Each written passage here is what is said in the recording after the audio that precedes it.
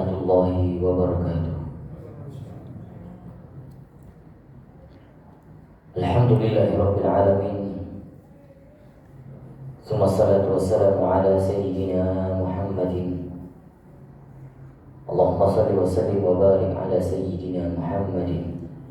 Miftah babi rahmatillah. Adada ma fi 'ilmillah, salatan wa salaman daimaini bi dawami mulkillah wa ala alihi wa sahbihi wa mawala. Amma ba'd. Subhanaka la 'ilma lana illa ma 'allamtana innaka antal 'alimul hakim. Qala Rasulullah sallallahu alaihi wasallam,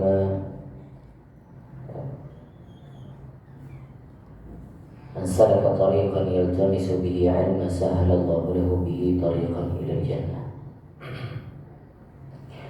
Allahumma ya Rabbana warzuqna ya Rabbana mahabbata nabiyyika al-Mustafa sayyidina Muhammad. Allahumma ya Rabbana a'inna fi ittiba'i sunnati nabiyyika al-Mustafa sayyidina Muhammad. Ahsyurna ya Rabbana fi zumratihi wa tahta liwa'ihi wa sahhil khutuwatana fi ittiba'i sunnati nabiyyika al-Mustafa sayyidina Muhammad. Birahmatika ya arhamar rahimin. Yang kami muliakan seluruh jamaah Masjid Al-Muttaqin, pada hari ini alhamdulillah kita masih diberikan kesempatan anugerah karunia-Nya Allah Subhanahu wa taala. Kita bisa melanjutkan kembali kajian kita masih dengan kajian Syama'il Muhammadiyah karangannya Imam At-Tirmidzi, membahas tentang kemuliaan baginda Nabi sallallahu alaihi wasallam, sifat-sifatnya, dan juga kebiasaan-kebiasaan baginda Nabi sallallahu alaihi wasallam yang mulia. Lampunya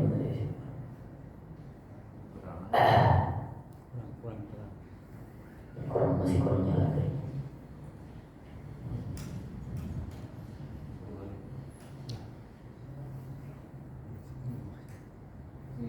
Yang ini nggak nyala, putus ya.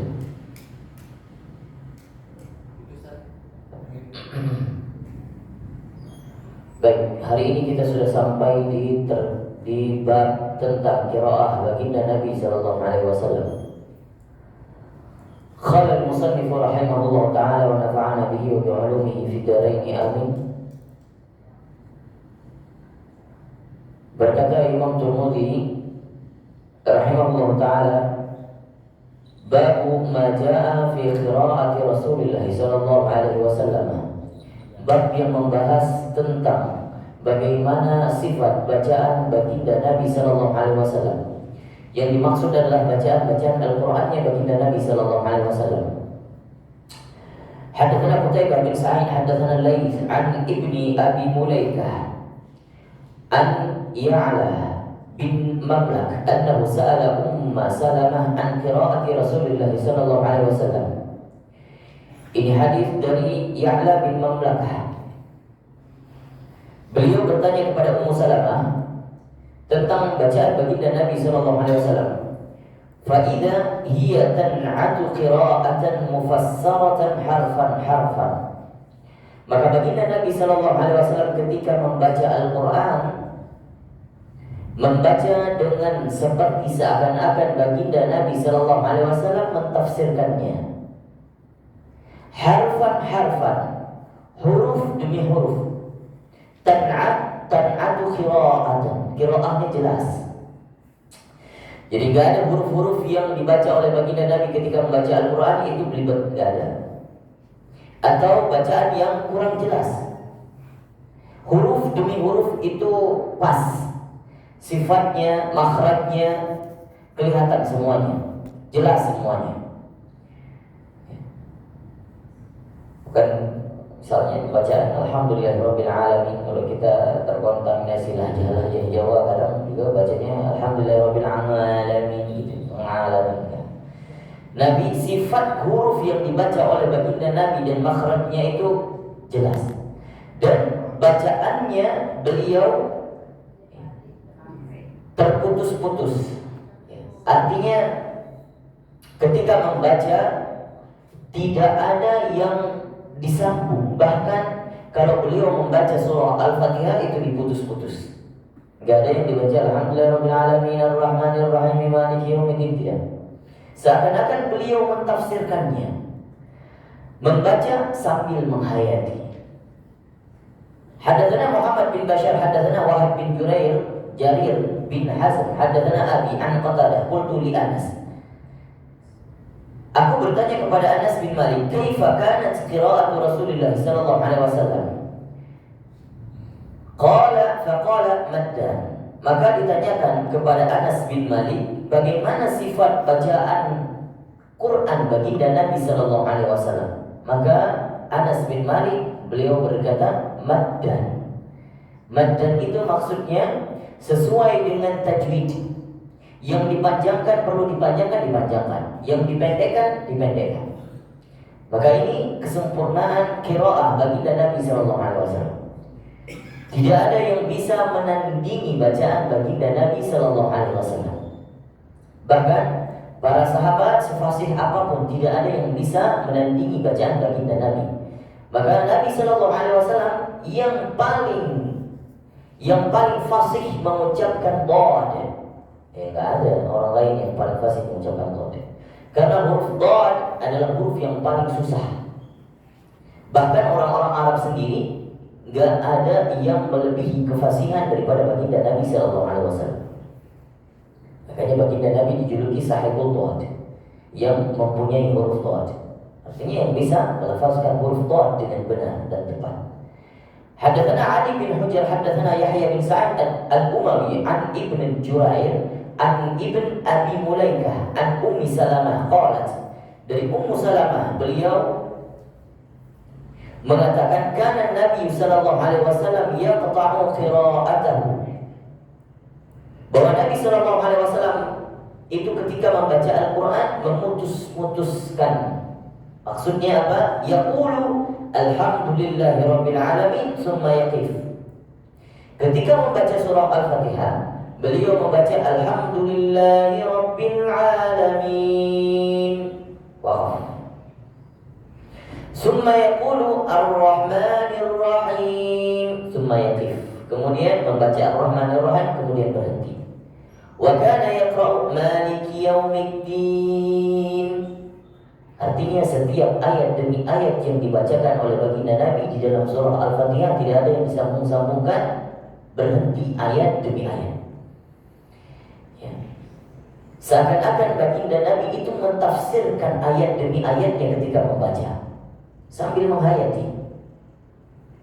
Maka fadilah ketika kita membaca surah Al-Fatihah, baik di dalam sholat maupun di luar sholat, ingin menjemput fadilah seperti bacaan baginda Nabi sallallahu alaihi wasallam, maka bacalah demi ayat, potongan-potongan, jangan disambung-sambung.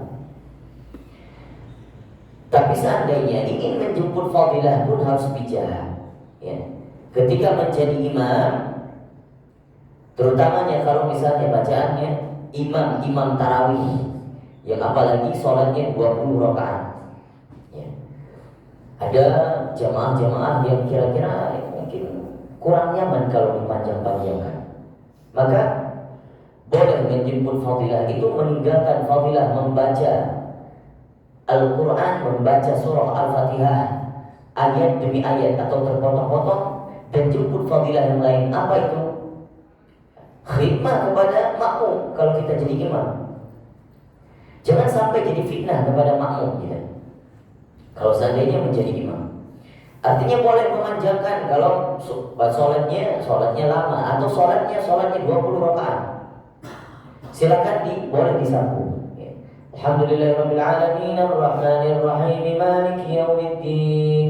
Kita jemput fadilah yang lain. Apa fadilahnya? Ya, supaya makmum nyaman. Ya, maka akan mendapatkan kefadilahan yang lain. Namun kalau seandainya bisa dibaca terputus-putus, alangkah lebih baik jemput dua fadilah. Fadilah bacaan Fatihah terputus ayat demi ayat dan juga bacaannya cepat. Ya, nanti jadi imam malah bacaannya lambat. Alhamdulillahi Rabbil Alamin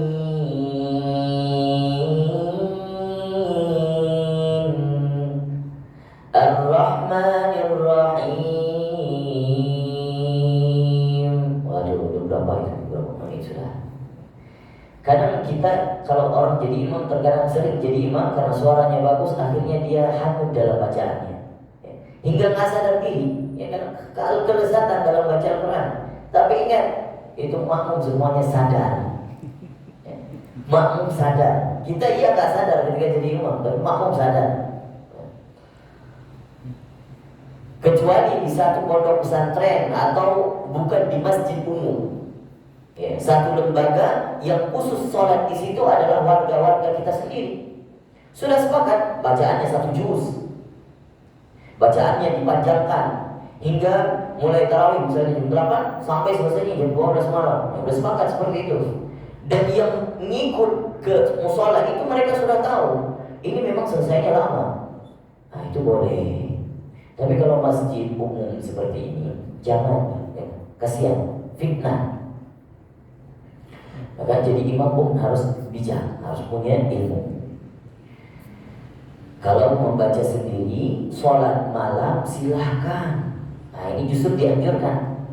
Silahkan membaca ayat yang panjang. Dan ketika membaca Al-Fatihah diputus-putus ayat demi ayat. Hayati yang kita baca.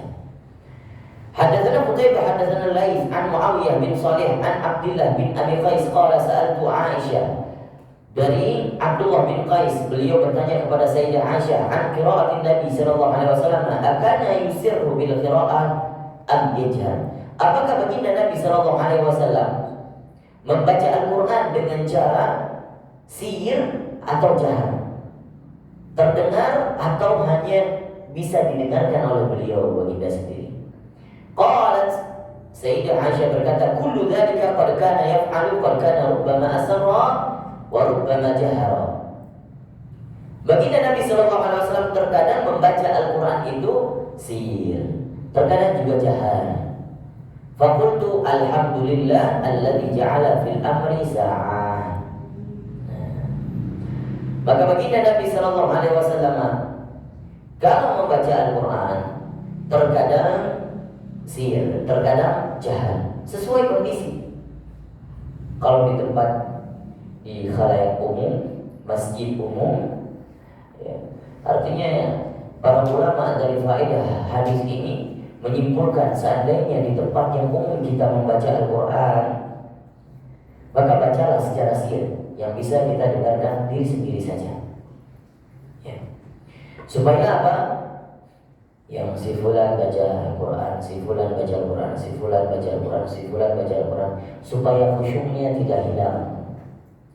Biar masing-masing menghayati Al-Qurannya sendiri. Tapi kalau sendiri di rumah, maka bacalah. Nabi SAW kalau baca sendiri di rumah juga bacaannya jahar. Ya ini para ulama mengatakan faedahnya banyak. Pertama, bisa menjadikan ruqyah bagi keluarga kita, pada istri kita, kepada kita sendiri. Ayat-ayat yang dibacakan jahar, ya, menjadi ayat-ayat yang kita bacakan itu jadi obat, ruqyah. Dan juga, ya, menghilangkan makhluk-makhluk gaib yang ada di rumah kita, maka bacalah secara jahar. Tapi kalau seandainya jahar pun, alangkah lebih baik bacakan sekira-kira seluruh isi rumah kita terdengar. Udah, jangan sampai tetangga pun bisa mendengar, tak perlu. Ya, jangan sampai mengganggu tetangga. Baca sekedar terdengar di luar kamar kita, artinya seisi rumah saja. Begitu bacaan baginda Nabi SAW. Mungkin nanti ada hadisnya di depan. Hadatsana Mahmud bin Ghailan hadatsana Waqi' hadatsana Mis'ar an Abi Ala al-Abdi an Yahya bin Ja'dah an Ummi Hani, dari Ummu Hani. Siapa Pak Ummu Hani? Ada yang tahu enggak?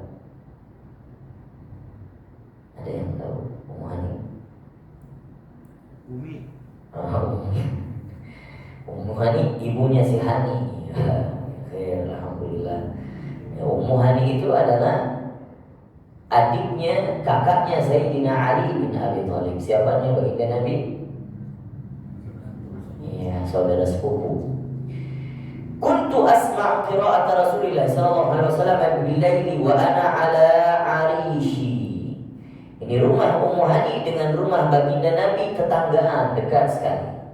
Maka ketika Ummu Hani berada di rumahnya, maka Nabi sallallahu alaihi wasallam membaca Al-Qur'an bil-laili wa ana ala arishi.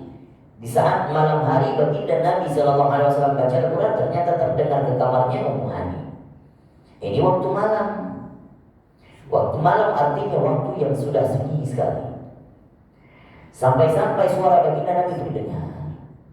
Tapi ada hadis yang lain mengatakan suara baginda Nabi ketika membaca Al-Quran tidak sampai melewati tembok rumah baginda Nabi. Artinya seisi rumah baginda saja yang terdengar bacaan Al-Quran.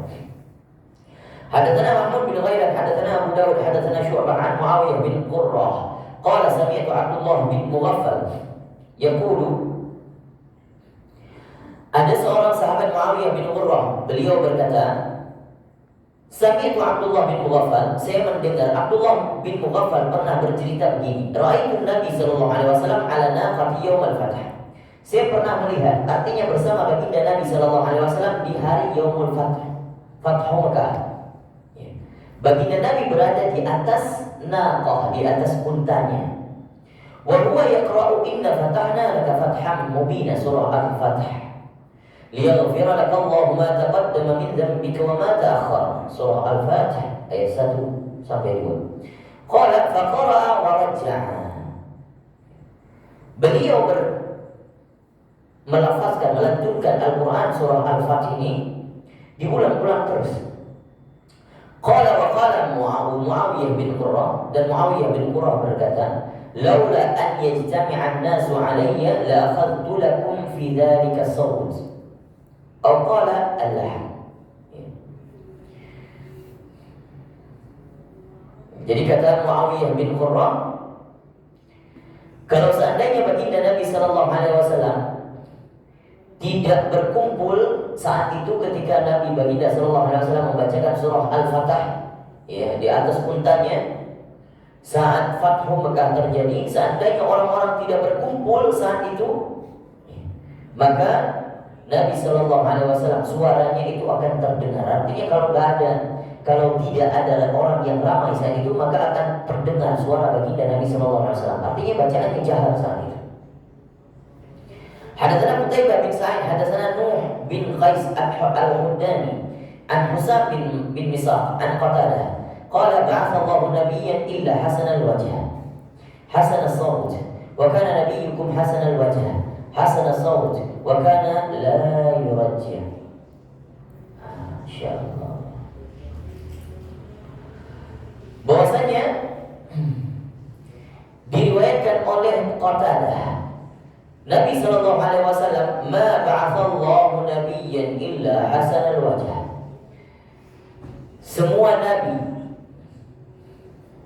kata Rasul sallallahu alaihi wasallam, semua nabi yang diutus oleh Allah Subhanahu wa taala tidak diutus menjadi nabi kecuali dia dijadikan sebagai nabi yang punya suara yang indah, yang punya suara, yang punya wajah yang indah. Maka kalau dikatakan siapa yang paling ganteng baginda Nabi sallallahu alaihi wasallam, Nabi Muhammad sallallahu alaihi wasallam yang paling ganteng. Hasan as-sawt, yang paling indah suaranya juga ternyata.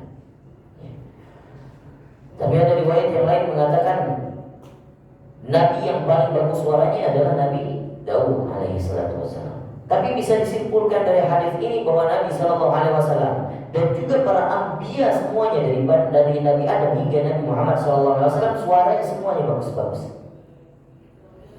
Wa kana nabiyyukum hasanal wajh, dan nabimu, kata baginda Nabi, nabimu, ya, artinya beliau sendiri yang paling indah wajahnya. Hasan as-sawt, yang paling indah suaranya. Wa kana la yurajjih,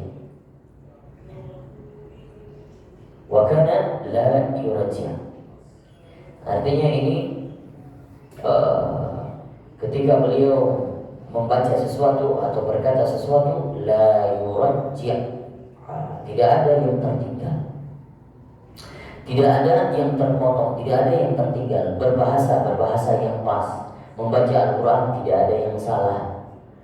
Haddatsana Abdullah bin Abdurrahman, haddatsana Yahya bin Hasan, haddatsana Abdurrahman bin Abi Zinad, an Amr bin Abi Amr, an Ikrimah, an Ibnu Abbas qala kanat qira'atu Rasulillah sallallahu alaihi wasallam rubbama yasma'uha man fil hujrah wa huwa fil bait. Bahwasanya dari Ibnu Abbas, beliau berkata bahwasanya bacaan baginda Nabi sallallahu alaihi wasallam rubbama yasma'uha, terkadang terdengar orang yang berada di dalam kamarnya. Kalau Nabi sallallahu alaihi wasallam baca Al-Qur'an terkadang didengar oleh orang yang ada di dalam kamarnya. Kalau misalnya baginda Nabi berada di dalam kamar membaca Al-Qur'an, maka orang yang di dalam rumah itu pun bisa mendengar. Sebaliknya, kalau baginda Nabi di luar kamar, orang yang ada di dalam kamar bisa mendengar bacaan baginda Nabi sallallahu alaihi wasallam. Dari hadis yang kita bahas tadi bahwa Nabi sallallahu alaihi wasallam ketika membaca Al-Qur'an yang dipentingkan adalah kualitasnya, bukan kuantitas. Maka ini kita bisa menyimpulkan, kalau membaca Al-Qur'an khususnya di bulan Ramadan, akhir-akhir Ramadan seperti ini, maka bacalah Al-Quran, dipentingkan kebenarannya. Tidak perlu mengejar tamatnya berkali-kali. Tapi Ustaz, saya baca Al-Quran saya pas-pasan, enggak terlalu benar juga, tapi enggak jelek-jelek amat.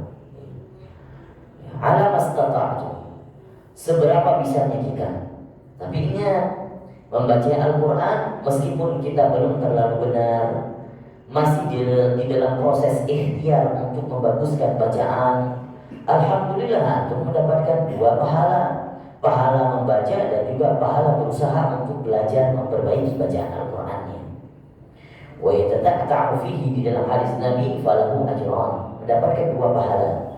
Maka kita, siapa saja yang membaca Al-Qur'an lancar, bagus, sesuai dengan matnya, sesuai dengan makharijul hurufnya, maka nantinya akan mendapatkan ganjaran pahala bersama malaikat-malaikat di surga. Maka Nabi sallallahu alaihi wasallam, dari hadis Nabi ini, orang yang membaca Al-Qur'an, kalau misalnya kita menyadari diri membaca Al-Qur'an saya masih banyak kurangnya, lihat lebih jeli huruf-hurufnya supaya tidak ada yang salah, tidak ada yang keliru. Kalau sudah diusahakan ternyata masih keliru, maafuan, dimaafkan oleh Allah. Asal jangan putus asa begitu baca susah ditinggalkan Al-Qur'annya. Tidak. Namun lagi-lagi seandainya kita berusaha untuk membaguskan bacaan Al-Qur'an kita, membaca secara benar, gak apa-apa meskipun 5 ayat, 2 ayat, 1 ayat yang Allah nilai kualitasnya bukan kuantitasnya. Sedikit tapi bermakna, bernilai di mata Allah Subhanahu wa taala. Membaca ikhlas, apalagi membaca artinya, paham maknanya dan diamalkan meskipun 1 ayat, itu sungguh sangat bernilai di mata Allah. Meskipun berkali-kali khatam tapi banyak salah, apalagi diasal-asalin gitu. Apalagi ngejar supaya berlomba-lomba dengan sahabatnya. Wah, saya terima aja, saya berapa kali khatam, 3 kali khatam, saya 4 kali khatam. Tidak perlu berlomba-lomba, asal bacaannya benar. Ya. Babu ma jaa fi bukai Rasulullah sallallahu alaihi wasallam. Bab selanjutnya membahas tentang bagaimana sifat tangisan baginda Nabi sallallahu alaihi wasallam. Ma'ruf, Nabi sallallahu alaihi wasallam itu sering nangis. Sering nangis ketika membaca Al-Qur'an, sering nangis ketika mengingat umatnya, bagaimana nasib umatnya nanti di yaumil akhir. Sering nangis kalau seandainya ada di antara saudaranya yang tertimpa musibah. Sering nangis seandainya ketika beliau nangis itu di saat-saat beliau mengkuburi anaknya, anak Nabi yang wafat. Maka Nabi SAW menangis. Justru Nabi SAW kadang datang ke makom, ke kuburannya, berdoa, membaca Al-Quran di sana. Ada hadisnya. Jadi jangan sampai dikatakan ini syirik, bid'ah.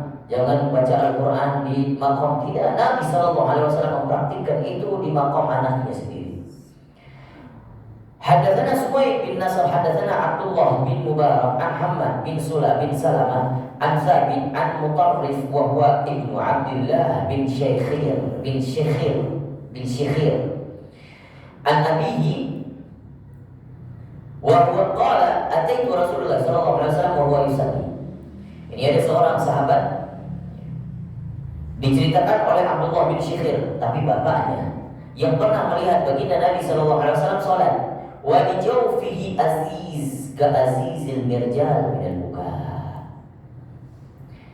Seakan-akan dilihat baginda Nabi sallallahu alaihi wasallam mulutnya ka azizil mirjal, seperti mulut baginda Nabi ada bekasan daripada kaca, seperti kaca. Kenapa? Karena bekasan daripada air mata baginda Nabi Shallallahu Alaihi Wasallam setelah menangis. Ya, jadi kalau sholat Nabi Shallallahu Alaihi Wasallam juga sering menangis. Sholat sendiri malam sering menangis. Hadatsana Mahmud bin Ghailan, hadatsana Muawiyah bin Hisham, hadatsana Sufyan an al-A'mash an Ibrahim an Ubaidah an Abdillah qala, dari Abu Abdillah berkata, qala Rasulullah Shallallahu Alaihi Wasallam, Nabi Shallallahu Alaihi Wasallam berkata, Iqra alayya, bacakan kepadaku. Faqultu ya Rasulullah, aqra'u alayka wa alayka unzila. Jadi Nabi sallallahu alaihi wasallam itu pernah berkata kepada sahabatnya Abdullah bin Mas'ud, ya Abdullah bin Mas'ud, iqra alayya, bacakan kepadaku. Baca apa ya Rasulullah? Baca Al-Quran. Ya Rasulullah, aqra'u alayka wa alayka unzila. Wahai Rasulullah, aku yang membacakan Al-Quran ini untukmu, sedangkan Al-Quran ini diturunkan kepadamu. Nah, Abdullah bin Mas'ud itu enggan membaca. Jangan sampai nanti merasa, wah, masa saya kapan tuh saya membaca. Kemudian baginda Nabi berkata, uhibbu an asma'a min ghairi. Saya suka, senang mendengar kalau ada orang yang membacakan Al-Quran. Jadi Nabi SAW bukan hanya senang membaca Al-Quran, tapi juga senang mendengar siapa saja yang membaca Al-Quran.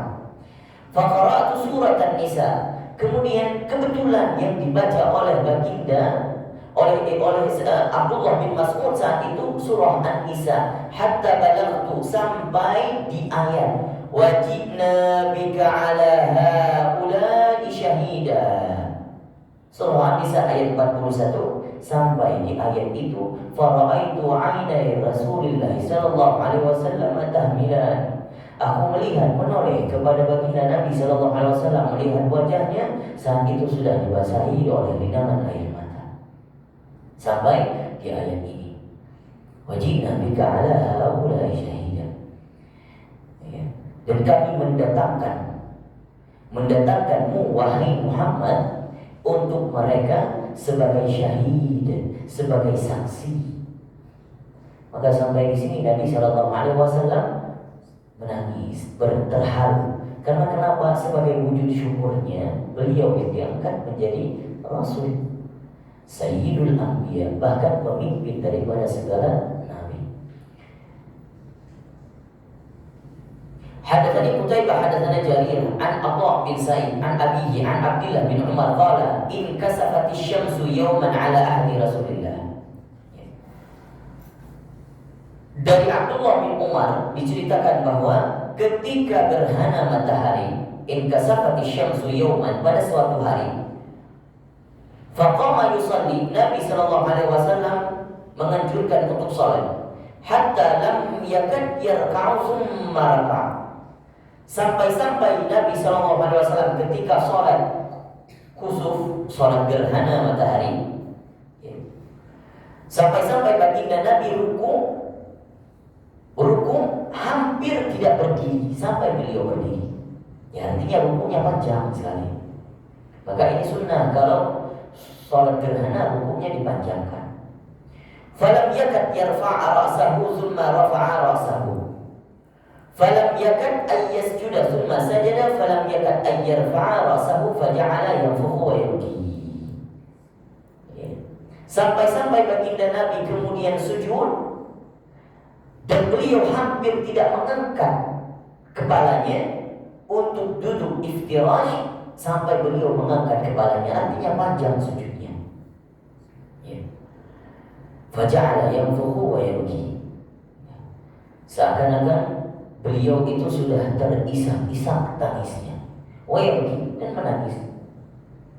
Maka Nabi SAW itu pernah didengar oleh para sahabatnya ketika membaca Al-Quran itu, atau di dalam sholatnya, seperti ada suara getaran di dalam jantungnya. Apa getaran itu? Getaran itu isak tangis yang ditahan beliau. Tangisannya yang ditahan, suara di dalamnya. Justru Nabi SAW punya ikhtiar untuk menahan itu. Terkadang di depan para sahabat, karena nggak sanggup lagi nahan, akhirnya sudah tumpah tangisannya. Apa di antaranya? Nabi SAW ketika dulu bersama para sahabat asik berbincang-bincang, akhirnya tiba-tiba beliau merasa sedih, mengatakan kepada para sahabat, ya wahai sahabatku, atadri, apakah engkau tahu ada orang yang paling mulia di sisi Allah Subhanahu wa Ta'ala? Nabi SAW bertanya seperti itu. Para sahabat mengatakan, Allah wa Rasuluhu a'lam. Allah dan Rasulnya yang lebih tahu. Siapa baginda Nabi? Mereka lah yang nantinya tidak pernah melihat wajahku, tidak pernah bertemu denganku, tidak pernah duduk denganku seperti kalian yang bertemu denganku, dan mereka sudah dihantui dengan kerinduan kepadaku. Sedangkan mereka hidup di akhir zaman nanti, mereka lah umatku yang mereka sangat merindukanku, dan aku saksikanlah wahai sahabat, aku juga merindukan mereka sambil menangis Rasulullah. Siapa yang dirindui kita? Belum kita aja kadang yang kurang sadar diri. Semoga kita menceritakan, membaca syama'il ini untuk menambah kerinduan kita, kecintaan kita kepada baginda Nabi Sallallahu Alaihi Wasallam. Wa yaqulu, maka berkata Nabi Sallallahu Alaihi Wasallam membaca di dalam solatnya saat itu, saat solat gerhana matahari, Rabbi alam ta'idni alla tu'adzibahum wa ana fihim. Rabbi alam ta'idni alla tu'adzibahum wa hum yastaghfirun wa nahnu nastaghfiruk. Nabi SAW mengatakan saat itu ketika di dalam sujudnya beliau membaca doa dan mengadu kepada Allah, ya Allah, bukankah engkau telah berjanji kepadamu alla tu'adzibahum wa ana fihim, bahwa engkau tidak akan mengazab mereka selama aku berada di tengah-tengah mereka. Ya, ketika gerhana matahari itu berpotensi turunnya azab Allah, makanya Rasulullah ketika gerhana matahari terjadi itu sangat khawatir bahwa akan terjadi azabnya Allah saat itu. Maka Nabi Shallallahu Alaihi Wasallam itu ketika sholat mengadu kepada Allah, ya Rabb, bukankah engkau pernah berjanji kepadaku, selama aku di tengah-tengah mereka, engkau tidak akan mengazab mereka. Rabbi alam ta'idni alla tu'adzibahum wa hum yastaghfirun. Ya Allah, ya Tuhanku, bukankah engkau pernah berjanji kepadaku, engkau tidak akan mengazab mereka selama mereka masih mengucapkan istighfar. Maka kalau seandainya kita sholat gerhana disunnahkan berbanyak-banyak istighfar, bahkan justru khutbahnya dimulai dengan istighfar. Kalau sholat Id dimulai dengan Allahu Akbar, kalau khutbahnya sholat khusuf dimulai dengan Astaghfirullah. Nah, ini dimulai dari diambil faedahnya dari hadis ini. Wa nahnu nastaghfiruk, dan kami ya Allah saksikan kami sekarang meminta ampun kepadamu, mengucapkan istighfar sebanyak-banyaknya. Falamma shalla raka'ataini injalat syams. Ketika setelah beliau baginda Nabi dan para sahabatnya sholat 2 rakaat, kemudian terbuka matahari, terbuka. Artinya sudah terbuka, selesai sudah gerhananya. Faqama fahamidallah. Kemudian Nabi SAW berdiri dan mengucapkan alhamdulillah dan memuji Allah Subhanahu wa taala. Tsumma qala inna syamsa wal qamara ayatani min ayatillah, sesungguhnya matahari dan bulan itu adalah tanda-tanda kebesaran Allah daripada kebesaran-kebesaran yang lainnya. La yankasifani limautil ahadin, tidak akan mereka bertemu satu sama lainnya, limauti ahadin wala lihayatihi. Fa idza kasafa fa'fafza'u ila dzikrillah, maka sesungguhnya matahari dan bulan tidak akan bertemu pada dasarnya. La yankasifani limauti ahadin wala lihayatihi. Fa idza kasafa, maka kalau seandainya bertemu, fafza'u ila dzikrillah, maka banyak-banyaklah minta ampun dan banyak-banyaklah mengingat Allah. Ini wasiat baginda Nabi ketika beliau berkhutbah. Hadatsana Muhammad bin Ghailan, hadatsana Abu Ahmad, hadatsana Sufyan an Atha bin Sa'id an Ikrimah an Ibnu Abbas. Dari Ibnu Abbas qala akhadha an-nabi sallallahu alaihi wasallam ibnatan lahu naqdi fahtadanahu fawada'aha baina yadayhi famatat wa hiya baina yadayhi wa sahat ummu Aiman. Diceritakan oleh Abdullah bin Abbas bahwasanya Nabi sallallahu alaihi wasallam ketika menggendong anaknya di saat anaknya wafat, fahtadanahu fawada'aha baina yadayhi, beliau menggendong di tangannya sendiri, famatat wa hiya baina yadayhi wa sahat ummu Aiman, dan saat ketika itu Nabi sallallahu alaihi wasallam duduk. Kemudian Ummu Aiman melihat hal itu terjadi, wasahat, dan berteriak. Faqala ya'ni Nabi sallallahu alaihi wasallam, berkata kepada baginda Nabi sallallahu alaihi wasallam, atabki 'inda Rasulillah? Atabki 'inda Rasulillah? Apakah engkau menangis di depan Rasulullah? Faqalat, Ummu Aiman berkata, alastu araki tabki, araka tabki. Nabi sallallahu alaihi wasallam berkata, ya Ummu Aiman, apakah engkau menangis di depanku? Ya. Kemudian Ummu Aiman membalas, bukankah saya melihat wajahmu saat ini menangis? Qala, Nabi sallallahu alaihi wasallam berkata, inni lastu abki, sesungguhnya aku bukan menangis wahai Ummu Aiman. Innama hiya rahmah, sesungguhnya ini aku sebagai wujud syukurku karena rahmat Allah Subhanahu wa taala. Anaknya wafat, Nabi sallallahu alaihi wasallam bersyukur. Nah, tangisan beliau bukan karena sedih kehilangan, tapi tangisannya sebagai wujud syukur. Innal mu'mina bi kulli khairin ala kulli hali, sesungguhnya orang-orang mukmin itu selalu merasa baik. Ala kulli hali, ada semua kondisi. Ada musibah, ditimpa musibah, ada kehilangan, ditimpa kehilangan, siapapun itu, baik materinya yang hilang, baik jabatannya yang hilang, baik orang-orang yang disayang yang hilang. Ya. Seorang yang dikatakan mukmin, kata Nabi sallallahu alaihi wasallam, merasa baik, merasa lega, tetap syukur.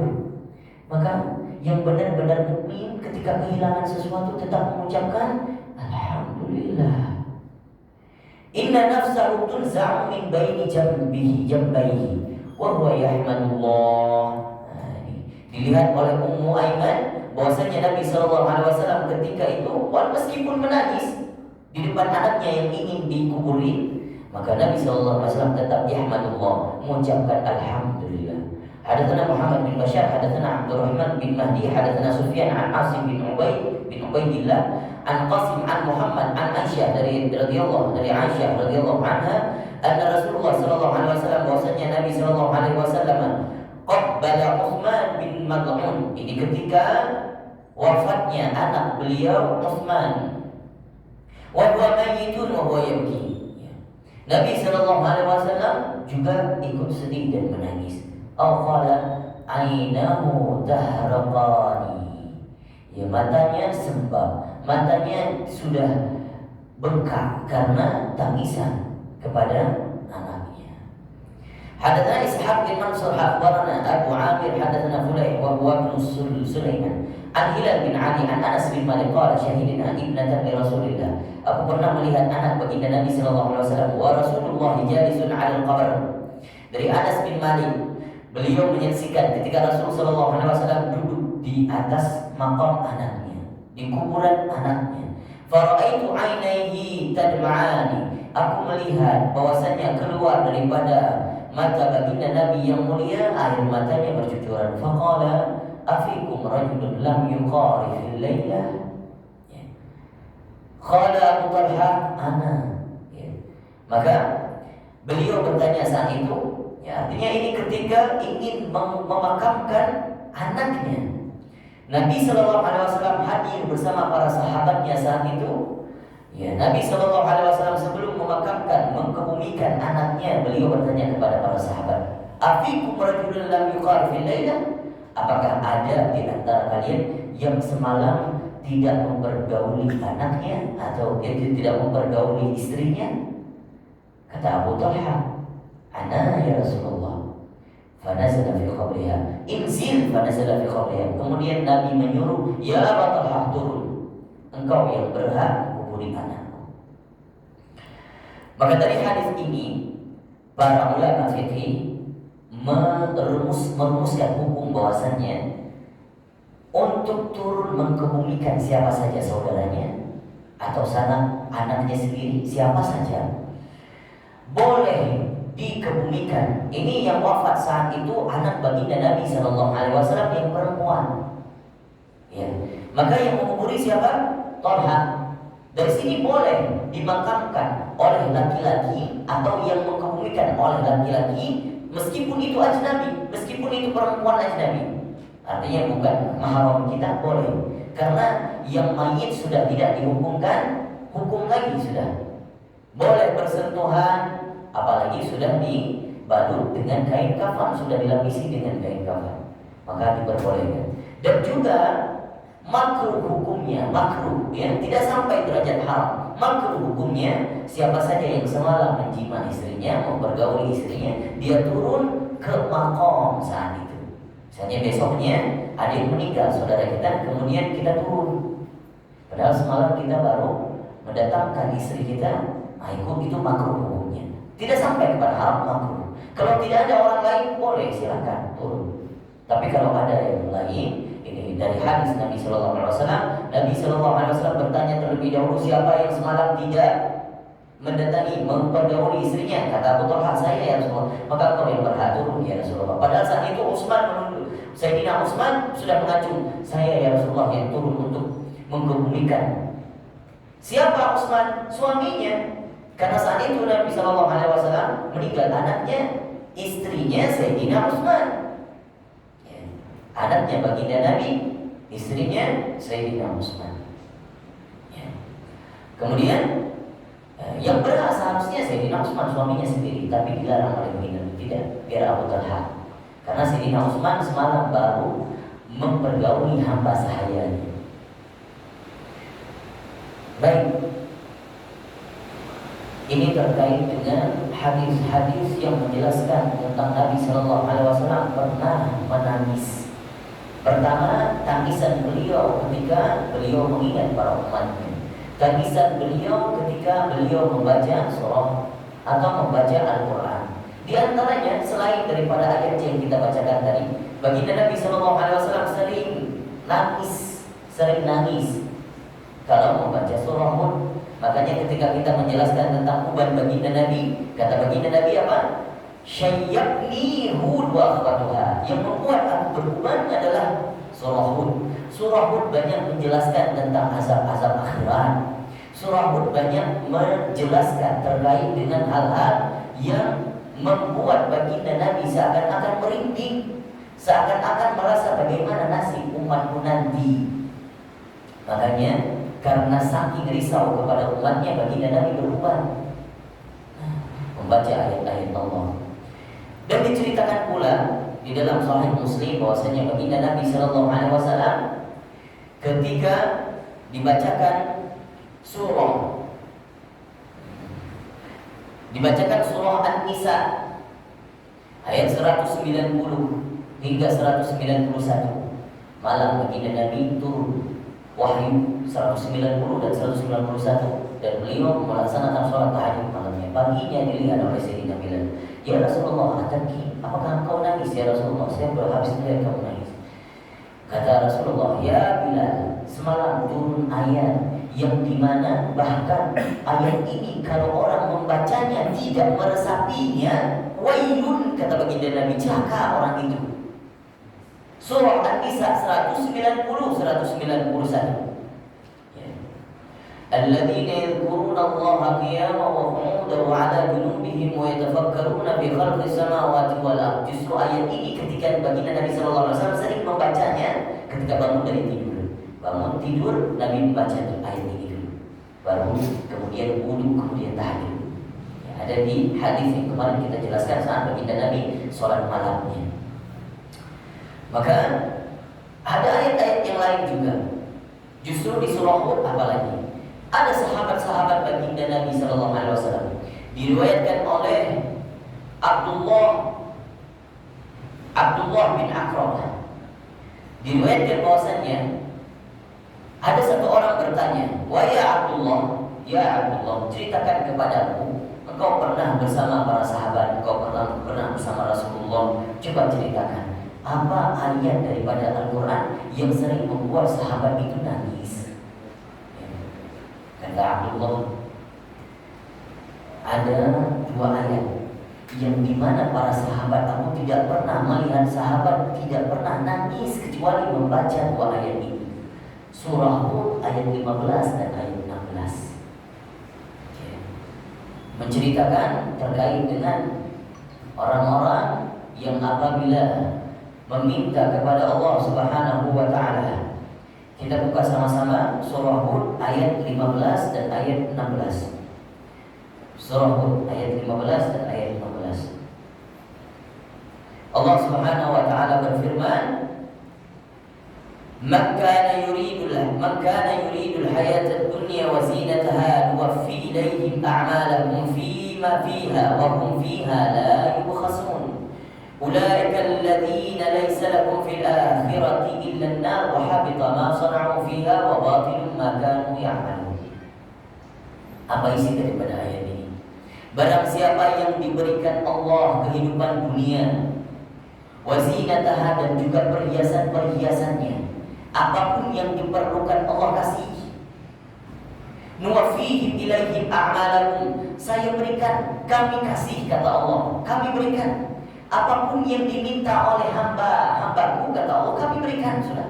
Meskipun mereka mengerjakan amal-amal, meskipun mereka berpuasa karena ingin sesuatu, berpuasa ingin dilapangkan rezekinya, berpuasa ingin karena bisa beli mobil baru, atau sholat malam karena ingin dinaikkan jabatannya, hal-hal yang berbau duniawi. Maka kata Allah Subhanahu wa ta'ala, nuwafihim ilaihim a'malahum wa hum fiha la yubkhasun.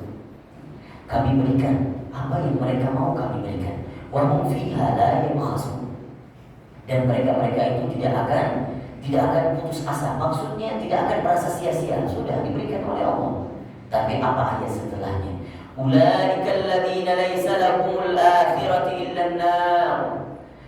Tapi mereka yang menjalankan sholat karena butuh hal yang berbau duniawi, mereka melaksanakan puasa karena butuh kebutuhan duniawi, mereka tidak akan mendapatkan apa-apa lagi kecuali neraka. Wa habita ma sana'u fiha wa batilun ma kanu ya'malun. Maka saat itu habita ma sana'u, mereka merasa sia-sia yang mereka berbuat selama di dunia dulu, dan juga sia-sia apa yang telah mereka kerjakan. Kadang kita lalai, merasa sholat ingin dilapangkan rezeki, sholat karena ingin merasa sesuatu, hanya terbatas dunia saja, tidak terlintas di mana kita untuk mengharap ridhonya Allah, tidak terlintas di mana kita bahwa akhirat itu lebih baik daripada dunia yang sekarang. Ketika diberikan oleh Allah, ternyata ketika setelah itu diberikan, kita tahu kita diberikan, ternyata kita lupa nanti di akhirat Allah itu sudah diberikan, di dunia tidak diberikan lagi di akhirat. Maka ada orang-orang nanti di hari akhir ketika ditimbang amal ibadahnya, sholatnya, puasanya, dia melihat mana bukti yang selama ini aku sholat, mana bukti yang selama ini aku puasa, mana sedekahku. Allah berkata, bukankah aku sudah memberikan itu di dunia? Subhanallah. Maka saat itu baru merasa ternyata sia-sia yang dulu aku kerjakan, sia-sia yang aku amalkan, dan itu mengharap hanya saja untuk kebutuhan duniaku saja. Apalagi yang tidak mau beramal, tapi diberikan oleh Allah, sudah diberikan terus diberikan. Orang-orang kafir diberikan nikmat dunia, diberikan terus. Padahal makin ingkar kepada Allah, ini sudah istidraj. Allah memberikan dulu sudah, biar makin dia kufur kepada. Maka hati-hati Pak, kita yang sekarang merasa seluruh apa yang kita mau diberikan Allah. Hati-hati, coba muhasabah, introspeksi. Jangan-jangan ketika kita apapun diberikan Allah, Allah tahan nanti sudah diberikan dunia, kita gak diberikan lagi di akhirat.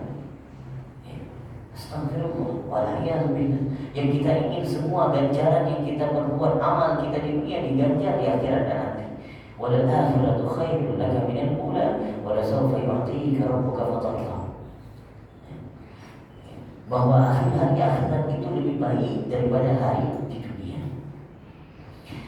Maka setiap sahabat yang membaca ayat-ayat ini pasti mereka menangis.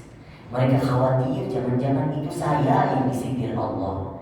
Jangan-jangan itu saya yang selama ini beramal tapi lupa mengharap hari akhirat.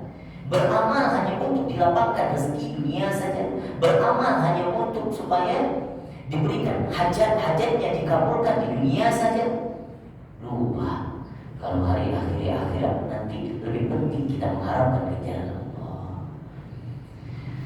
Maka ini yang kita bacakan semoga bermanfaat bagi kita, meniru baginda Nabi Sallallahu Alaihi Wasallam. Membaca Al-Quran alangkah lebih baik membaca juga maknanya supaya paham, supaya yang kita bacakan tersabi, tahu maknanya. Akhirnya apa? Kita bisa merenungi, mengambil pelajaran daripada ayat-ayat yang kita baca.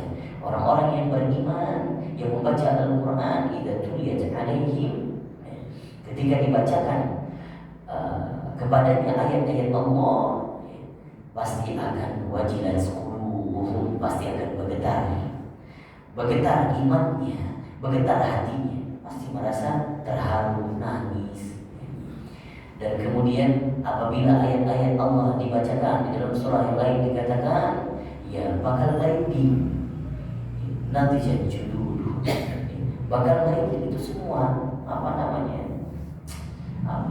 bulu romanya itu pasti naik. Itu orang-orang yang beriman, getaran ada di hatinya dan juga merasa merinding. Ya, Nabi SAW itu orang yang paling mulia, yang paling bagus membaca Al-Qurannya, yang paling bagus dalam meresapi makna-makna Al-Quran. Maka alangkah lebih baik kita umatnya meniru segala sunnah-sunnah baginda Nabi SAW. Bagaimana bacaan baginda Nabi kita tiru. Nabi SAW baca Al-Fatihah sepotong ayat demi ayat, maka kita tiru sebisa kita. Mengikuti sunnah baginda Nabi sebisa mungkin. Tidak ada paksaan untuk mengikuti baginda Nabi. Kalau itu mengutarkan diri kita, jangan ikuti. Artinya ada hal-hal yang tidak perlu kita ikuti kalau itu mengutarkan diri kita. Nabi itu seorang rasul yang istimewa, yang spesial. Ada ibadahnya baginda Nabi yang mungkin tidak ada sama sekali bandingan dengan kita. Jangankan baginda Nabi, yang dikatakan nilai ibadahnya para sahabat, kata baginda Nabi, engkau kumpulkan itu gunung Uhud, hartamu engkau kumpulkan segede gunung Uhud. Gunung Uhud kalau diukur itu tingginya 17 km. Bahkan lagi lebarnya. Dikumpulkan amal-amal semuanya, dikumpulkan sedekah semuanya, engkau bersedekah segede gunung Uhud, emas kan tidak akan bisa melampaui 2 rakaat sholatnya sahabatku, itu kata baginda Nabi. Nah, kita ini gak bisa. Jangankan amal baginda Nabi, sahabatnya saja tidak bisa membandinginya. Tapi kita bisa mengerjakan semampu kita, karena kita umat yang spesial, umat baginda Nabi. Mengerjakan sesuatu, nilai ibadahnya sungguh luar biasa di hadapan Allah Subhanahu wa Ta'ala. Begitu Allah memberikan karunia kepada kita, ya, dijadikan kita sebagai umat Nabi Sallallahu Alaihi Wasallam, Nabi yang sangat dicintai Allah sebagai kekasihnya. Wallahu a'lam bishawab. Alhamdulillah kita Diskusi silang ada waktu 5 menit sebelum kita tutup. Silakan yang ingin ditanyakan.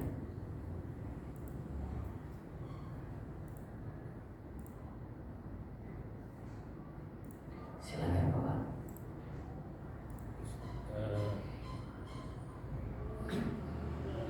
Si Nabi itu berusaha menahan, tapi kita terus menangis, tapi tidak meratap. Tidak meratap. Tidak meratap. Ya. Karena di hadis yang lain beliau mengatakan, ya, ketika ada orang yang tertimpa musibah, anak beliau meninggal, beliau menangis, tapi tidak meratap. Yang dilarang oleh Rasulullah menangisi dan juga sambil meratap, meraung-raung, itu yang dilarang. Kalau ada kehilangan, apalagi sambil mencerca sesuatu, keluar kata-kata kotor, merasa tidak ikhlas kehilangan orang yang kita cintai, maka hal yang seperti itu yang dilarang. Nabi SAW menurunkan, mengundang kemurkaan Allah kepadanya. Seakan-akan itu orang karido terhadap takdir Allah. Tapi kalau sekedar nangis, datang ke makom, baca Al-Quran, sampai pahalanya. Tapi baca Al-Quran di makom, menziarahi ibu kita, menziarahi bapak kita yang sudah duluan wafat, baca Al-Quran di sana, itu sunnah Nabi. Nabi mempraktikkan itu. Tapi jangan sampai keyakinan kita berbeda, jangan sampai keyakinan kita melenceng. Apa contohnya? Ada orang yang datang ke makom para aulia Allah, ke makom Nabi, membaca Al-Quran. Boleh saja, tidak ada syirik, tidak ada bid'ah di sana, tidak ada. Tapi asal keyakinan jangan melenceng, jangan sampai nanti meminta kepada orang yang dimakamkan. Meminta itu semuanya sama orang yang sudah wafat. Ini aulia Allah, saya meminta kepada tidak. Membaca Al-Quran, mengirimkan Al-Fatihah. Dan juga dikatakan kalau bertawasul boleh saja dari orang-orang yang soleh. Bukankah kita selalu membaca ghairil maghdubi alaihim waladdallin, amin. Ya siratal ladzina an'amta alaihim. Ya Allah, berikanlah nikmat jalan-jalan orang-orang terdahulu. Siapa mereka? Orang soleh, orang-orang anbiya, syuhada, sholihin. Ya, itu semuanya orang soleh. Maka kita minta, ya Allah, tunjukilah aku jalan yang lurus. Jalan siapa? Jalan mereka yang soleh terlebih dahulu. Nah, maka kita boleh menangis. Bahkan kalau hukumnya menangis di dalam sholat memang makruh. Makruh. Kalau disunahkan menangis itu ketika berdoa. Kalau berdoa berbanyak tangisan. Bahkan disuruh paksa. Kadang kalau kita nggak bisa nangis sesekali ketika berdoa itu disuruh paksa. Tapi alangkah lebih baiknya ketika sendiri, jangan ketika ada orang lain, itu timbul ria takutnya. Tapi ketika sendiri nggak bisa nangis, ya Allah ngadu, ya Allah turunkan air mata di mataku, ya Allah biar aku bisa benar-benar khusyuk berdoa kepadamu. Gitu. Orang yang susah menangis kadang menunjukkan keras hatinya, kurang peka melihat kesusahan orang lain, tidak mau menangis. Itu biasanya ada ada penyakit di hatinya. Nah, maka kalau nangis di dalam sholat makruh hukumnya. Tapi kalau nggak bisa dikontrol tangisan itu. Ya. Kalau sudah tidak bisa dikontrol, nangis nggak bisa ditahan, sudah artinya tidak ada hukum makruh di sana. Di luar kontrol kita, sudah lepas kontrol, nangis sudah. Ada yang terkadang kita merasa seperti itu, kadang ketika sholat sendiri atau ketika ikut jamaah mendengar ternyata bacaannya ini menggugui hati kita, apalagi ketika dibaca ayat-ayat yang tentang azab misalnya, akhirnya ikut menangis. Tapi di samping-samping kita malah banyak jamaah, kadang terheran-heran gitu. Maka kalau tidak bisa dikontrol, ya sudah, ya, makruhnya hilang. Tapi kalau bisa dikontrol dan apalagi mencoba untuk berpura-pura menangis, nah ini subhanallah, ini sudah dilarang sekali. Tadi kalau saya tidak keliru disampaikan pada waktu putrinya wafat Rasulullah menangis. Tapi ditanya oleh sahabat, beliau menangis itu karena mensyukuri ada suatu kesedihan, tapi bersyukur itu keyakinannya apa ya Ustaz? Bisa sikap seperti itu luar biasa itu. Luar biasa. Pernah nggak kita melihat ada orang nangis tapi bisa senyum, sambil nangis senyum? Ini kebanyakan kita bisa, kebanyakan itu kalau nangis karena terharu, bukan nangis karena sedih, bukan. Nangis karena terharu, misalnya ya anak kita juara, mungkin bisa nangis, tapi bisa sambil sedih. Tapi kalau coba karena musibah meninggal orang tua kita, bisa nggak nangis sambil senyum? Oh, itu susah sekali. Nah, ini yang diperhatikan Rasulullah. Nangis tapi hatinya bersyukur, ya. Nangis sedih tapi hatinya bersyukur. Nah, ini sosok baginda Nabi Sallallahu Alaihi Wasallam. Saya pernah diajari, Ustaz, bisakah kamu mengucapkan innalillahi wa inna ilaihi raji'un karena bilang sesuatu, tapi rasanya terasa alhamdulillah. Seperti itu Ustaz. Jadi memang pada saat itu memang kita diberikan sesuatu yang berat, tapi menyadarinya itu yang terbaik untuk kita. Jadi rasa mengucapkan itu tapi rasanya alhamdulillah. Jadi apa memang demikian? ada, justru itu ada kisahnya, Pak. Kalau dulu ada seorang saleh di masa tabi'in, ada orang saat itu dia tinggal di perkemahan di gurun pasir. Terus kemudian ada seseorang yang datang kepadanya, ya fulan, dia lagi makan. Ya fulan, anakmu dibunuh. Saya melihat dengan mata kepala saya sendiri, anakmu sudah dibunuh berjujuran dan sudah mati, sudah wafat. Terus apa kata orang ini, orang saleh ini? Dia lagi makan. Kalau kita mungkin di posisi itu, kita tinggalin makanan, kita pergi. Tapi apa yang dia lakukan? Beliau mengucapkan alhamdulillah, innalillahi wa inna ilaihi raji'un. Justru mengutamakan alhamdulillah baru diikuti dengan innalillahi wa inna ilaihi raji'un. Kemudian makan satu suap. Ini orang sadar, kemudian dikatakan, ya fulan, sadar anakmu meninggal soalnya. Lihat dulu, tinggalin dulu makanannya, sudah. Alhamdulillah, innalillahi wa inna ilaihi raji'un. Lanjut makan lagi. Sampai selesai makanannya, kemudian ditanyakan oleh seorang, ya fulan, kau sadar gak? Itu anakmu dibunuh, di sana sudah mati, sudah urus dulu jenazahnya. Apa yang beliau katakan? Ya fulan, ini yang aku lagi makan adalah nikmat dari Allah. Bukankah aku harusnya bersyukur terlebih dahulu atas nikmat yang aku punya ini? Maka itu orang soleh begitu. Dia nikmati dulu, nikmat yang dia punya disyukuri dulu. Orang yang sudah meninggal, anaknya sudah meninggal, mau diapain? Sampai sana juga sudah wafat sudah. Di balik itu semua, sudah beliau makan. Setelah makan, beliau pergi mengurus jenazahnya. Begitu yang diperhatikan orang-orang soleh. Merasa kehilangan sedih, benar, merasa kehilangan sedih. Tapi di balik itu ada syukur, tidak merata. Kenapa? Kemudian dikatakan kepada anak-anak muda ini, ya fulan, bukankah apa yang aku miliki ini milik Allah? Anakku milik Allah. Apa yang aku punya milik Allah. Sekarang yang aku punya sepiring nasi, sepiring makanan. Maka ini dulu yang harus aku syukuri. Yang itu sudah anakku, itu milik Allah. Sudah waktunya dia pergi bertemu dengan Allah. Allah ambil kembali. Sudah, semuanya akan kembali. Maka syukur tetap ada di hatiku. Itulah orang-orang saleh. Maka itulah mengikuti sunnah-sunnah baginda Nabi, orang-orang yang makamnya sudah tinggi. Orang-orang yang seperti itu, apakah gampang bagi kita praktikkan hal yang seperti itu? Susah. Susah. Kalau bukan karena iman tinggi, susah dipraktikkan hal yang seperti itu. Mungkin ya sekarang kita bisa ngomong, coba kalau musibah itu tertimpa pada kita nanti, bisa nggak? Nah ini ujiannya. Ketika tiba, bisa nggak kita seperti itu, bersikap seperti itu, bersikap tenang, mengucapkan alhamdulillah, innalillahi wa inna ilaihi raji'un.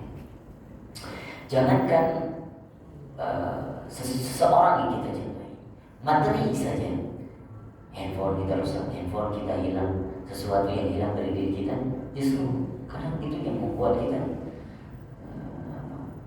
mencerca, kadang kesal, kadang ya sudah, apa sesuatu yang rusak, misalnya handphone Anda rusak, jatuh, atau laptop rusak, sudah, itu memang sudah ajalnya. Mau ngapain? Piring ini, baginda Nabi Sallallahu Alaihi Wasallam itu pernah ketika melihat tetangganya dimarahi, piring rusak, jatuh. Piring baginda Nabi, piring di masa Nabi Sallallahu Alaihi Wasallam dulu itu bukan piring kaca ya, piring yang terbuat dari tanah liat. Dipegang oleh suaminya, sudah jatuh. Akhirnya suaminya dipegang oleh istrinya yang memegang, jatuh. Suaminya marah. Suaminya marah. Kenapa engkau jatuhkan? Kemudian baginda Nabi itu mendekati, ya fulan, mengapa engkau marah? itu piring sudah ada ajalnya. Kalau tidak di tangan istrimu rusak, maka itu akan jatuh di tanganmu yang rusak nanti. Maka rusak juga kalau datang ajalnya. Maka semuanya kullu syai' fana. Semua itu akan rusak. Mau handphone kita, mau apapun, orang yang kita cintai, atau yang kita sayangi, benda yang kita sayangi akan rusak. Maka kalau sudah datang ajalnya, enggak di tangan kita, di tangan orang lain rusak. Enggak di tangan orang lain, di tangan kita bakal rusak. Sudah, syukur sudah. Alhamdulillah, inna lillahi wa inna ilaihi raji'un. Allah akan ganti yang baru. La in syakartum la azidannakum wa la in kafartum inna 'adzabi lasyadid. Wallahu a'lam bishawab. Baik, kita tutup dengan bacaan zikir astagfirullahaladzim. Asyhadu an la ilaha illallah wa anna Muhammadar Rasulullah. Astaghfirullah, as'alukal jannata wa a'udzu bika minan nar. Asyhadu an la ilaha illallah wa anna Muhammadar Rasulullah. Astaghfirullah, as'alukal jannata wa a'udzu bika minan nar.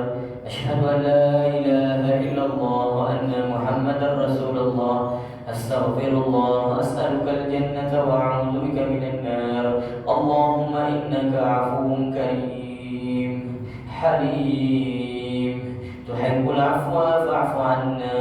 Allahumma innaka 'afuwwun karim ya halim tuhibbul 'afwa fa'fu 'anna. Allahumma innaka 'afuwwun karim ya halim tuhibbul 'afwa fa'fu 'anna ya karim. ربنا انفعنا بما علمتنا رب علمنا الذي ينفعنا رب فقنا وفقه لنا وقربت لنا في ديننا مع اهل القدر وثبتك رب يغفر لنا وفي قبورنا ترتضي قولا فعلا كرما وسكر كل حلال دائما وخيرا اتقيا كل من حضر بالخير ونفى كل شر. ربنا واصلح لنا كل شؤون واقر برضا بك العيون واقض عنا ربنا كل دين قبل ان تاتينا رسل من واغفر استر انت اكرم من ستر.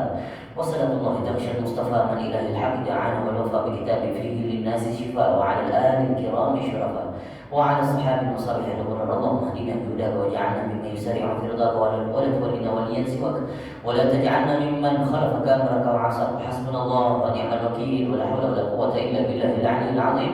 وصلى الله على سيدنا محمد وعلى آله وصحبه وسلم والحمد لله رب العالمين في كل لحظة أبدا عدد خلقه ورضا نفسه وزينة عرشه وبداية كلماته. Terakhir kita tutup dengan doa kafaratul majlis. Subhanallah.